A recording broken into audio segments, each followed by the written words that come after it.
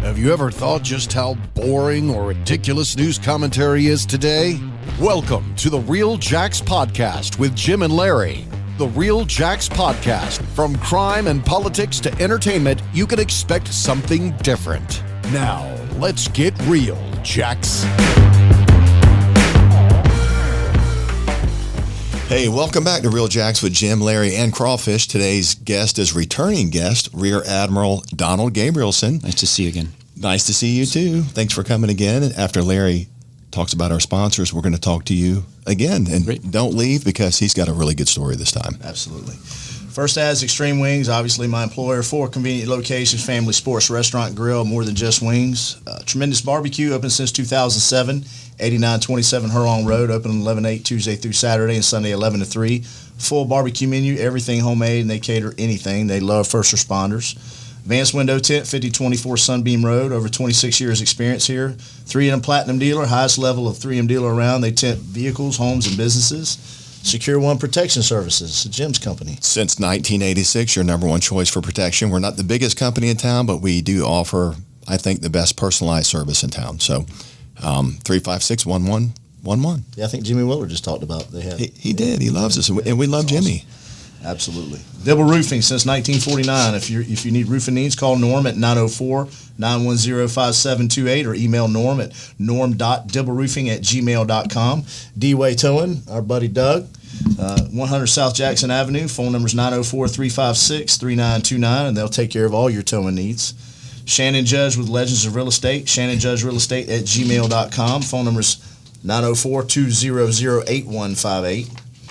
Lastly, Bouncer Roof Fund, Mike Kellum's company, former JSO and friend, serving North Florida for over 15 years and over 10,000 parties. Bouncer Roof offers a large selection of inflatable hoppers, water slides, interactive games, concessions, and frozen drinks. They offer large event tents with tables and chairs, and always discounts to first responders. If you rent on the weekend, you keep the equipment the whole weekend. Sounds like a deal. Sounds like a lot of fun. Good to see you. Thanks for coming back again. Thanks for inviting me back. It's great to see you guys too. You know, I've a couple of small changes in my life. For the longest time in my whole life, I haven't been to the barber. Probably starting to show a little bit. I noticed you were looking a little more scruffy. Yeah, this is what I saw in the mirror for 35 years. You know, You kind of look like an enlisted man. I look like a real person again. Person. But it's great to be back and to catch up with you all. And I've enjoyed your episodes are always interesting, and I've enjoyed hearing and learning from your guests. So thanks for doing what you're doing. Appreciate it. Yeah. Appreciate that. Thanks for being we here. had a good time. Yeah. That's part of it, right? I think that's a good reason to be doing this. You know, you're talking about substantial issues, but you're making them interesting and a little bit fun. Well, we're getting there. That for something that we just kind of made up, it's kind of taken off in a way that I don't think either one of us really expected. Well, a lot of people have interesting stories, and that's kind of the biggest part of it that I actually like is the stories, is the backgrounds, the people, across the spectrum of leadership and just people that have been exposed to things that I've never been exposed to, and I like to hear those stories. So. Yeah, and I think that it connects with something that we've been talking about. I've spent the last week catching up with one of my good friends and former shipmates out in Singapore who left the Navy and has lived in China and found himself trapped in another country for some amount of time, and at some point maybe you'll get to talk more and hear Taylor's story, because it's another one that I think people would be really interested in hearing, and it's really eye-opening or a little bit mind-bending about the world that we live in and what's happening around us every day, and a different perspective on a lot of it. So so maybe we'll get to that. Taylor, even if you're not here, it'd be we could Zoom. We could do a Zoom, and they can put that up on the screen. It's pretty cool. Sure can. Do that, so we can do that. Yeah, I'd highly recommend it if it can work. So a lot of people don't know this, but the Admiral's been part of our leadership series that Larry created, and we've had quite a few very notable, I think, and some great leaders on that we've certainly learned a lot from. And I know you're going to talk today about something that's called crisis leadership, which is a little bit out of the norm of just standard everyday being a leader kind of thing. Right. And you've got a story that goes with that. Yeah, and 2017 I was assigned, and my family and I were living in Singapore as part of a small team for the United States Navy, and our role there is to work on our relationships in Southeast Asia with about a dozen different countries, and we'd been there about a year. Really a remarkable adventure and all the kinds of things that go with that.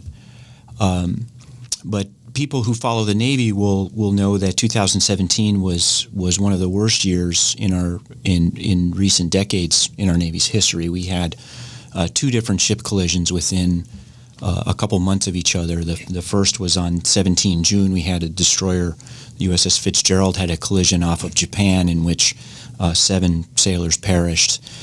And then almost, unthinkably or totally unthinkably, on 21 August, 2 months and 4 days later, I received a phone call at about 5:45 in the morning from one of my counterparts in the Singapore Navy, the fleet commander.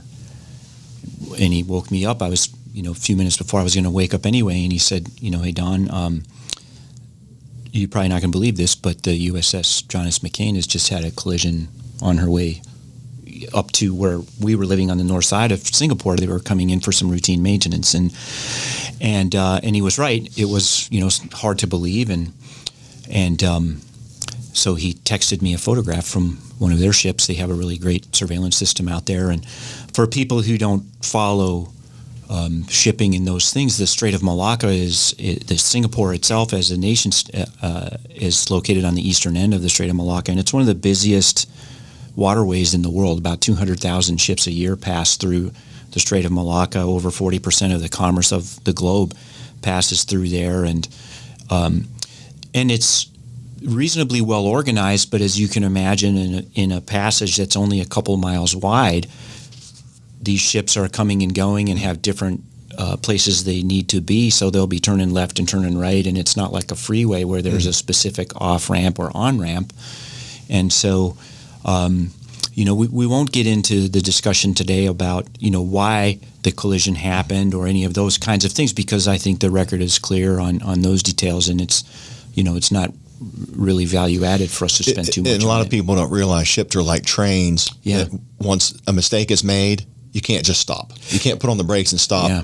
And sometimes once that mistake is made, it's going to happen because you can only slow them down so much. That's right. And then a collision occurs. Yeah, it's kind of like a train. Yeah, so you think about it. So these destroyers are over 9,000 tons of displacement, which is difficult to get your head around. Over 500 feet long, and we'll call it 300 people on board, and it would be kind of like somebody cutting off a semi at 80 miles an hour or 70 miles an hour on the freeway. In this case, that's again, the details are public record at this point, but yeah, you're absolutely right. 2 ships that are getting close together. You have to be ahead of the problem, and so tragically, that is not what happened here. There were a series of issues that led to a collision, and 10 sailors perished. And so I found myself that morning standing on the pier. Just a couple hours later, awaiting the arrival of a severely wounded ship, and at that point, we really didn't know. We knew how many people we could find, and we had a good idea of how many were missing. But of course, you always have some doubt. Do you really have the right number, and where are they? And so we began what became a 4-day search and rescue effort out in the waters near there, international.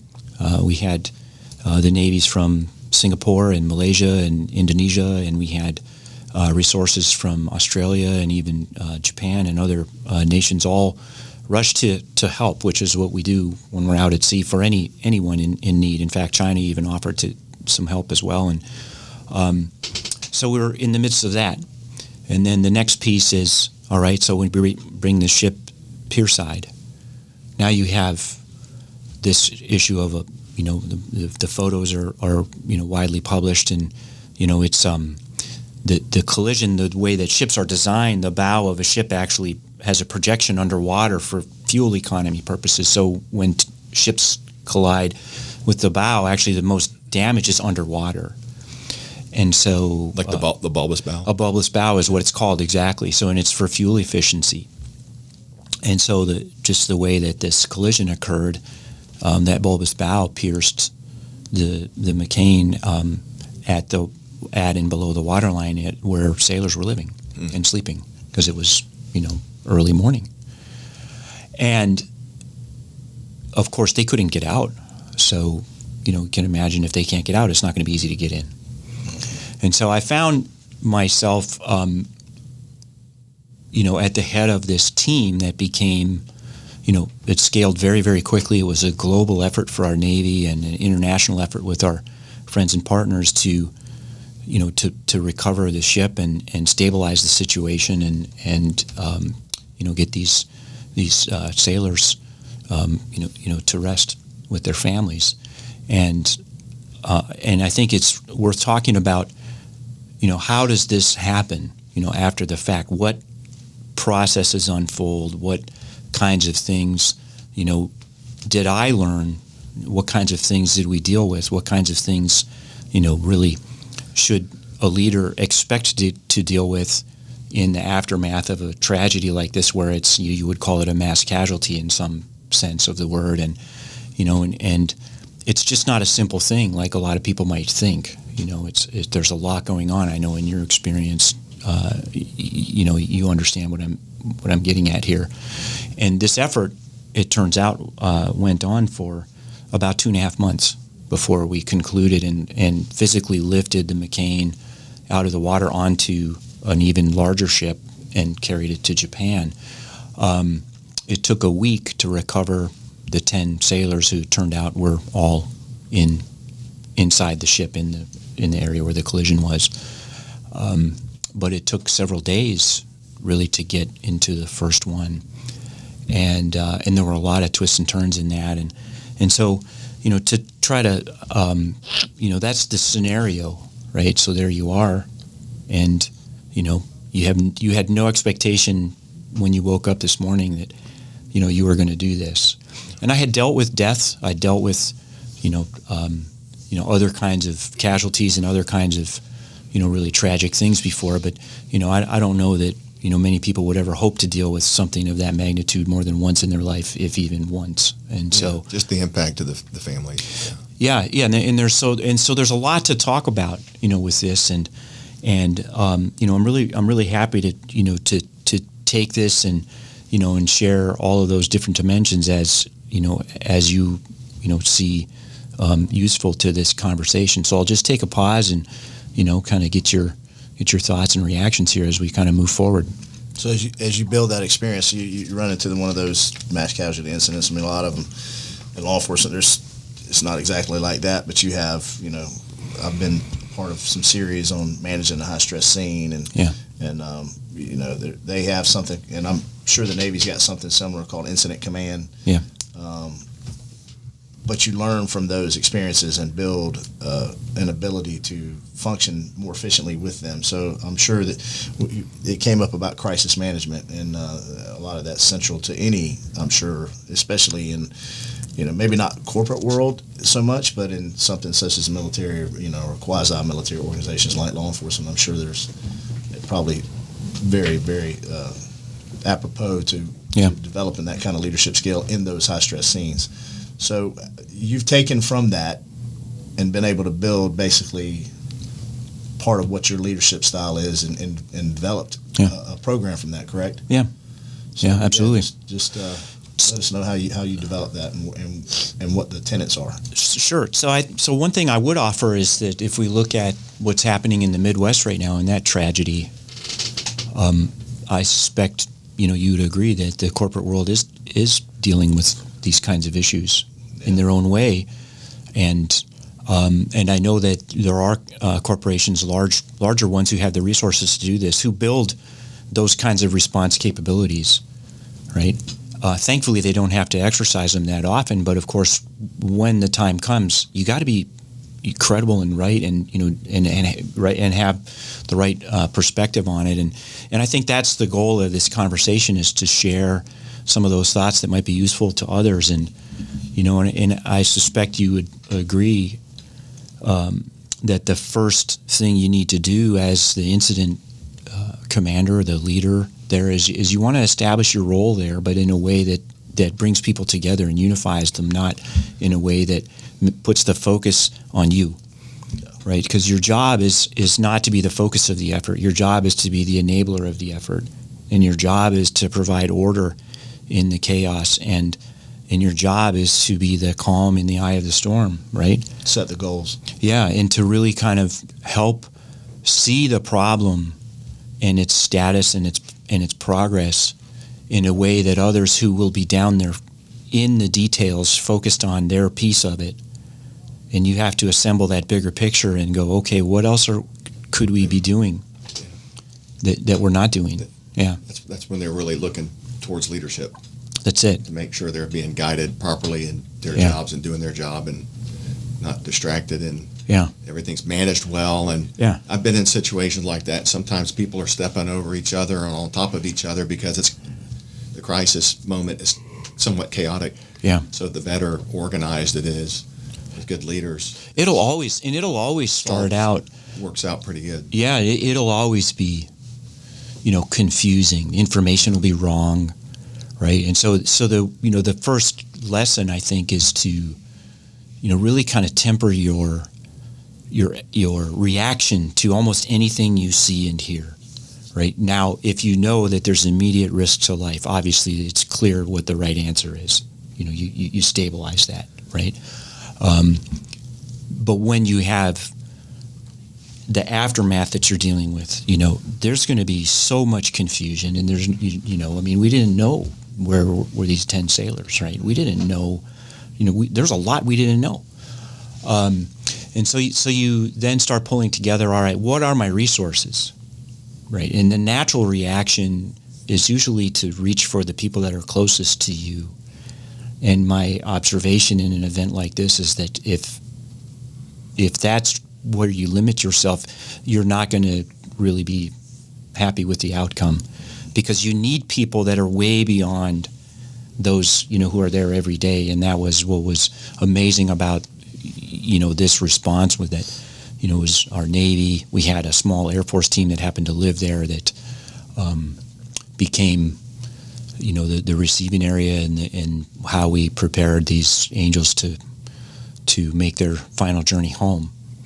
And we had an international response from Singapore that, we can get into, some things that happened that literally Singaporeans would say, look, if you'd have told me we'd be doing this 3 weeks ago, I'd have said, you're crazy, it's never going to happen. And there we were, right? So there's a recognition at the outset that everything you think you know about what will work or not work has been set aside. You have to let go of every paradigm you have in your mind about, what right looks like, and do the next right thing for the situation you're in, and not the situation you wish. Every crisis is not exactly like you trained for. There's always going to be some different little factor, and it's not going to be exactly what you thought you were prepared for. That's exactly right. And so, in fact, in this case, we had all of the diving and salvage divers who, over half of them, had just returned to us from the recovery operations for the USS Fitzgerald collision in off of Japan, And then we had more sent. And so we had 42 divers working 24 hours a day in conditions of zero visibility. And if you think about, they're inside of a collision space with tools, extraction tools that, emergency first responders would be familiar with, and they're trying to make progress. And we were not making the progress we needed to make. And so this nature of these relationships, that's the next point here, is that nothing's going to happen here without this network of people who are able to see where you are and bring new approaches or new solutions, or in this case, some new technologies. And I was in a meeting with my counterparts from Singapore, and the chief of the National Fire Department came to the meeting, and he said, I don't know, how it's going. I don't know, a lot of things, but we're here to help however we can. And just so happens we brought this truck full of equipment down here, and you're welcome to any and all of it if it might help you. And I want to say it was probably less than 24 hours later we made progress that we couldn't make in 4 days because they had some tools that we didn't have, right? And we accepted that help. And it's not, I don't know that it's a typical reaction to, to problems, right? When you have something like this that, you think about the reputational aspects for your company, that's the first thing most senior leaders, kind of gravitate toward is this idea of what's the, the culture and the reputation. And those are natural things. But, at the scene, it's all about the people. It's all about, what's really happening. And we were fortunate to have, people arrive with things that we needed. And so I think that the role that you have as an incident commander at that point is to be an active connector between help and need. And it goes way beyond, in this case, the tools. You have to think about the survivors. You have to think about all of those people who, were aboard the ship and had this unthinkable experience. And we're probably friends with some of those people that were lost. Undoubtedly. Yeah. Undoubtedly. Some of the conversations I had were, just, heartbreaking, unimaginable discussions. And you have to establish, as the incident commander, you have to establish your relationship with that team in such a way that they don't feel like you're there to judge them. I think that's a really important thing for a leader in that role, because there will be an investigation that will get to the, those elements of contributing factors and all of those things. But your role as an incident commander is to help the survivors and to, stop the damage, right? And you can't do that if people are questioning your motives. And so you have to develop a relationship right up front that says, I am here to help you, and that's it. I'm not here to judge what happened, and that's a really crucial piece of the conversation. But at the same time, you have to be ready for the things that you just described earlier, Jim, which is, these stressful, confusing interpersonal dynamics that are going to unfold in front of you, and there's going to be emotions, yeah, all kinds of things going on. There'll be friction. Some people will be handling the situation calmly. Some people won't. Yeah, and you got to deal with those people accordingly. You'll have people who will say, hey, look, I don't ever want to go back in that building again, or, we had to overnight. We had to figure out, okay, how do we take, 350 sailors and find a place for them to stay that met all of our security requirements and, all of the other things. And, an incredible global response. The USO sent people and stuff our way, and our team on our small, compound there went out and figured out how to find something like 250 beds, like overnight. And added them to the place where we knew we could have people stay. And we had the USS America that was a couple days away, directed to the scene and arrived pierside. Right next to, Singapore has one of the busiest and it's probably the most amazing airport in the world, is Changi Airport. If you've never been there, it's almost hard to imagine how amazing it is. And there we were flying helicopters off of, a large U.S. Navy warship right next to the runways in one of the busiest airports in the world. That's one of the examples of things you say, who's going to, that's never going to happen. Well, there we were. And that team arrived, and our Marines and our sailors aboard that ship sprung to, whatever was needed, right? And so they were supporting these diving teams that, if you can imagine, some of the divers, were barely 20 years old. They'd been in the Navy maybe a year, and now they're on their second. Put to the fire, put to the test.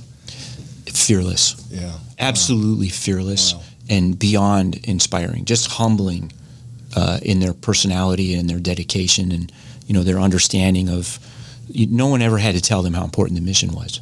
You just don't in that moment. You don't have to tell them how important it is. Where the friction can come is the good intentions that happen surrounding the entire thing, where everyone wants to give. You'll have, families and just, Samaritans out in town, or, just incredible responses. And they may or may not understand, everything that's going on, or, your capacity to deal with it, even or whatever it might be. And appreciate their willingness to help, but can't necessarily let everybody jump in and help. Yeah, wants to help. Yeah. So one of your roles then, as the incident commander, is to try to find ways where no one feels alienated by their desire to lend a hand, right? But at the same time, there has to be harmony, and there are some people who think that my role is to take charge of this aspect of it, right? And well, maybe you already have somebody who's fully qualified, and and so there's going to be moments like that you just have to work through them in a way that like we talked about the last time, the operating system, right? One of the ones that I think is, they're all crucial, but really crucial in this moment is always leave room for people to be on the team, right? Because you don't want them to walk away and turn their back on you, right? Because there's always something that people can do, and so you get into that scenario, and then you start thinking forward, and you say, okay, where are we, but where do we need to be? And we're not even talking about the realities of the information age that we're in. In this case, the families are halfway around the world. And so there's a conversation unfolding about, how do you do this? Are you going to do a memorial service? Where is it going to happen? What is going to happen? And we had to get to a point where, once we had recovered these sailors, I talk about, there's no doubt, that this changed me forever. How could it not? But you get, towards the conclusion of the immediate task at hand, which is, finding and recovering these angels who've been, immersed in the sea for, something close to a week. And that task is, it's nothing like anyone, including me, would have ever imagined. It is a grim, really a grim task. But then you have to have a dignified departure. And so, one of the things that for the rest of my life I'll think about was where we had these 10, shipmates in flag-draped coffins loaded on board a C-17, and their sailors, their crew, at the tail of that aircraft outside it, saying farewell. And these are the things that in our service that, they're a part of what we do, and they're a part of our history, and they're important. But they're stories that we don't like to talk about, but I think they have to be told, if only for the reason to acknowledge that once the incident happens, there are always people who have the time and the opportunity and the latitude to dig into these questions about, why, and, get into these really, emotional conversations. But while that's happening, as well, imagine really well, some of those people you're talking about is the media. The news media you've got to deal with. Yeah, and even families and people that have a natural reaction to this. Yeah, absolutely. Sometimes the news media is way ahead of reality. They're just putting whatever they're presuming out there. Yeah. And that's probably a little bit of a battle for where you are, trying to battle to reel the news media back in a little bit, go, whoa, we're not there yet, or we don't have all that information yet, and they just kind of dispense information as they see it. Yeah, and in a separate incident, I dealt with a suicide aboard one of the ships I commanded, and it was our last night. We were in Key West, and it was our last night and our last port visit on a all the way around the world cruise. So we were leaving the next morning to go to Panama, and one of the more difficult moments in my life was I'm in the middle of finding the sailor who had locked himself in a space and taken his life, and my phone is ringing, and it's his mom. And the reality is that somebody, and it doesn't matter who or where or why, somebody had posted something on a social media page, And then his friends at home in the Midwest knocked on her door and told her. Long before y'all. So just imagine, Right. I mean, I'm literally in the middle of, this isn't even an hour old. And so I said to myself, well, you're a father, you're a parent, right? And the protocol is, what it is. You're going to send a team that's there to support her. And imagine whatever you're in the middle of, you weren't expected to take that call just right then and there either. That's right. You're like, Yeah.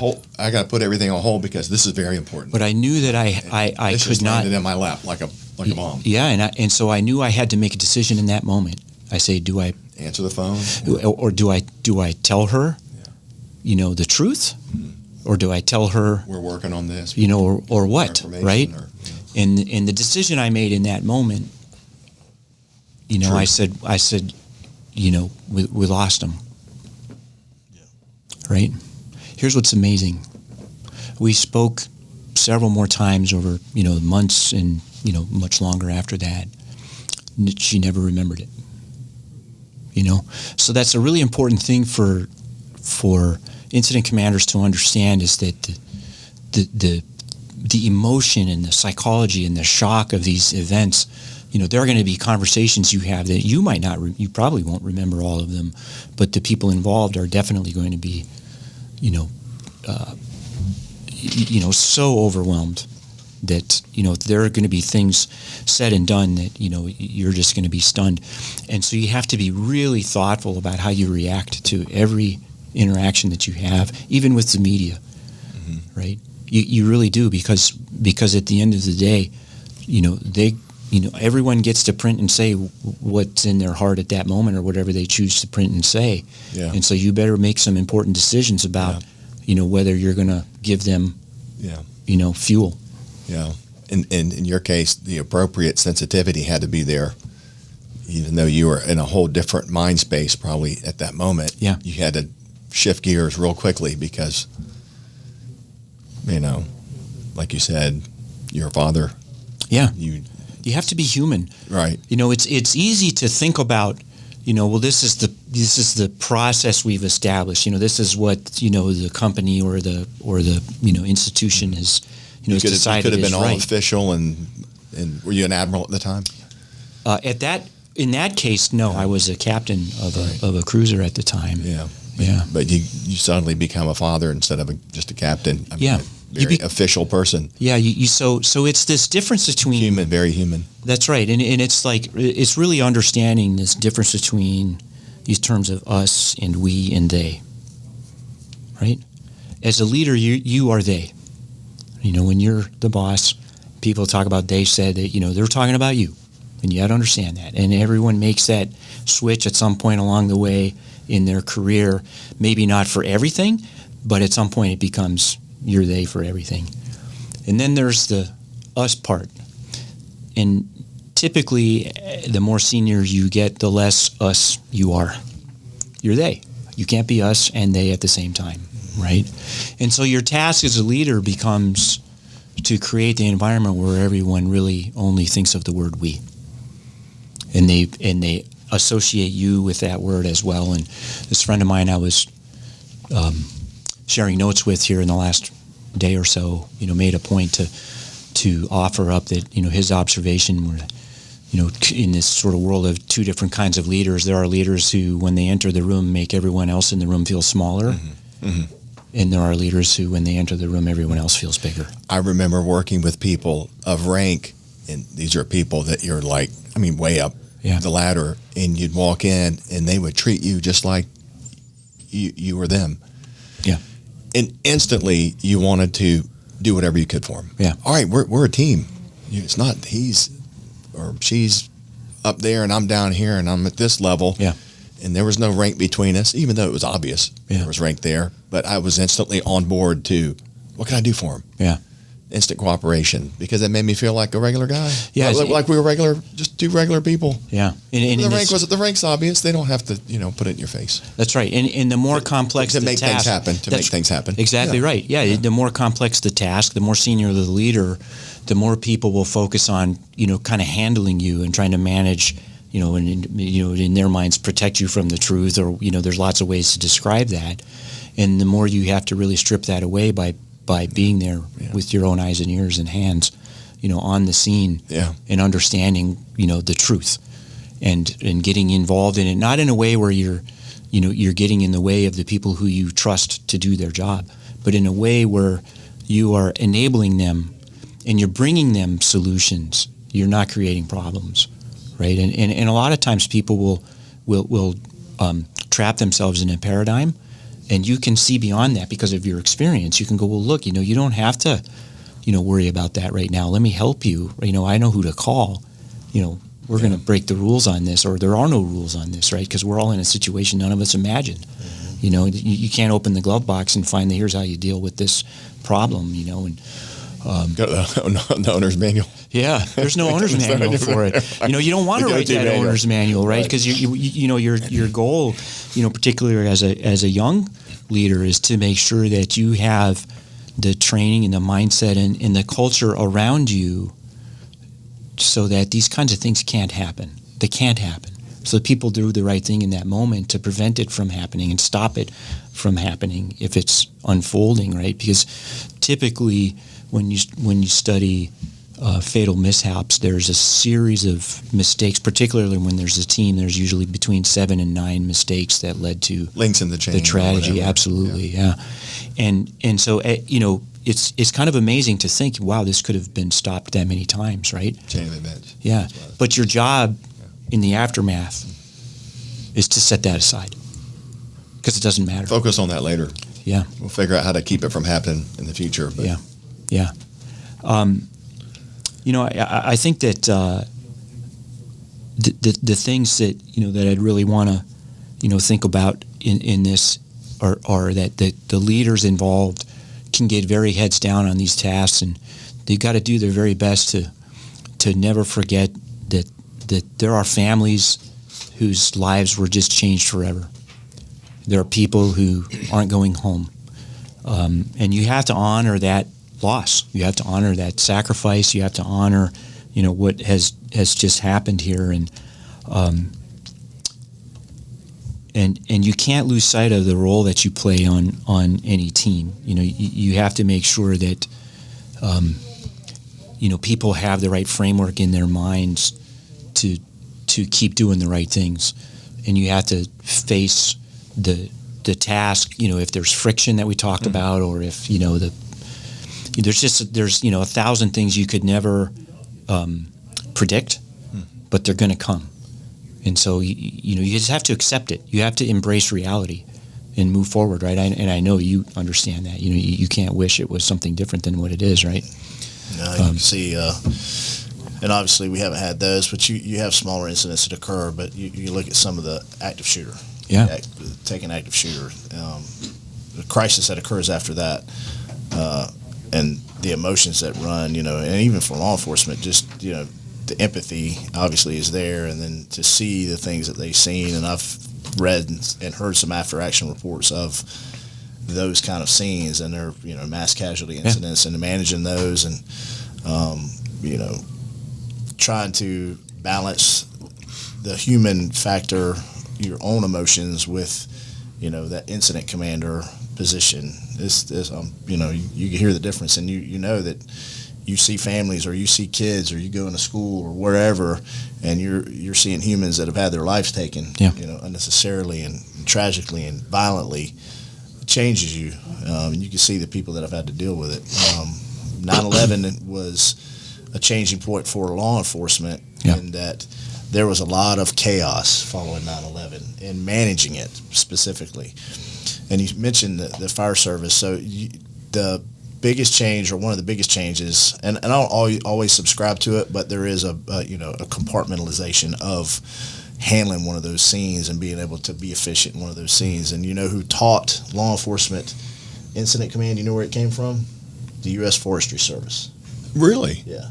So they handled mass casualty incidents and forest fires and big issues like that, and they taught us basically, all the things that came in with incident command system, the ICS, to be able to manage these scenes and compartmentalize and have an incident commander and have unified command where you where you have an agency executive or you have people from different agencies working together as a unified command, and then you've got your operations section, you've got your planning section, you've got all these sections to be able to deal with it. Because after 9/11, they couldn't even have radios. They couldn't talk to each other. Everybody wanted to show up, like you were talking about, to help, and they couldn't because there was no management of that, and they're stepping all over each other. So they learned a lot from 9/11 and being more efficient. The greatest mass casualty event since Pearl Harbor, and a lot was learned from that. But I think they handled 9/11 pretty darn good. I think the response and everything, the organization, the management, the leadership was pretty darn good, considering what happened. Yeah, absolutely. I lost 13 good friends that day in the Pentagon. And there's I tell you stories about each of them, and I have another. Oh, we can have you back. By the way, and I have a dear friend who was, one of the people in uniform in the Navy who went back into that building multiple times, and he has a hard time talking about it, saying he has some health challenges from that event. You're talking about like PTSD? Those got a health challenge. Absolutely. But Larry, your points are exactly right about this idea of coordination, and you don't start that on the day that it's needed. That's the next thing here is, the biggest lesson of all in these different heartbreaking things that I've unfortunately been connected to over the years that dealt with, and it was the relationships that were already there that enabled the right things to happen with the least amount of confusion possible. There will always be friction and confusion because you don't know everything and you can't know everything. You can't predict every event. Yeah. And everyone's going to be slightly different anyway. So. And you can't see through the smoke. Yeah. How do you see what's underwater on a ship that's, been torn apart? Yeah. There's nothing that will do that. These sailors that were diving in there literally could not see their hand in front of their face. It didn't matter what time of day it was. By feel. Yeah. Yeah. And so, to convey the challenge of that task, to the families and to the press and everybody who, they want answers and they deserve transparency on some level. And you have to be able to make these really, really hard decisions and then step away with a different mindset into the next conversation. Yeah. I would imagine some of those decisions you make, you're like, I'm not exactly sure this is the exact correct one, but I have to make this decision and move on. This is the information I have. I've got make the best decision I can and move on and go to the next problem. Yeah, and that's what's always difficult. Find the next if you solution. start to get into things like investigations and reconstructions and everything. The tasks they have. I'm sorry. It's all right. The task that they have is really difficult because you can't put words and thoughts into the mind of people who were there, but that becomes part of your task. To understand how the decisions were made and why, and to some degree they're being judged. One thing I noted about you the last time you were here is, considering especially as high as your rank was, not even just, captain's pretty far up the ladder, but to be an admiral, rear admiral, of how down to earth you are. And that's what I was saying earlier about those are the people you want to work with. When that guy comes in the room with loaded down with brass and he doesn't treat you like, hey, I'm the guy loaded down with brass. But we're just going to have a conversation like we're two normal people. Yeah. In your mind, you instantly go, what can I do to help this guy in my job? Yeah. And I can see that's part of your success. Yeah. And I can see you maybe doing training to other leaders, ranking type leaders, to teach them that kind of how to be down to earth with all those people that are working below you to gain their cooperation, because they'll bend over backwards to help you. Yeah. I was a reserve officer. That's about as low as you get on the totem pole at the sheriff's office, a volunteer, and so everybody over me was really ranking. Yeah. And some people you really wanted to go out of your way to help. I was a volunteer, so I could just pick up and go home if I wanted to. But some people you just really wanted to bend over backwards and help them. We all take the same oath. Yeah. And my observation about leaders, and first, thank you for the really kind observation and words. And there's no higher, honor than to be thought of by others as someone who, that they say, hey, look, I want to be on, that person's team. That's as good as it gets. Right? I think that attitude that you got garners more respect than walking into the room and not saying a word and just letting your brass speak for itself. It's shaped by experience. Yeah. My conviction is that, the people who have the most experience on the, in my experience, I can name 1,000 people that have even deeper, more difficult tasks than I've ever faced, which, is what it is. It gives you a perspective, and it calms you down, and you feel a lot less threatened by other people because you feel like, okay, and what it also does is it gives you a sense of choice about who you associate with. Sure, for sure. More than anything. It's for sure. Yeah. You become a lot more comfortable with what you believe and what you want to stand for and what you want to be a part of. And so, that ability to give back is why I wanted to have this conversation today, and I appreciate having it. Yeah, this is actually the first time I've ever told this story to anyone, other than, people who might have been, were probably there or something, and or in some kind of debriefing or whatever. Yeah. You had to go take a quick nap. And this is hard, A power nap. Yeah. The 1 minute power nap. Yeah. Hey, we enjoyed having you back as usual. And of course, I'm sure we're going to have you back. If you don't mind. Well, I'm happy to help in any way I can. And if there's use, in sharing these experiences with people to help them flatten out their learning curve, that's what this is about. Well, tip of the spear when it comes to leadership. So, that's something we need to, and we'll get more into the your series, and I'd like to break that down. We talked about it the last episode, but I'd really like to be able to.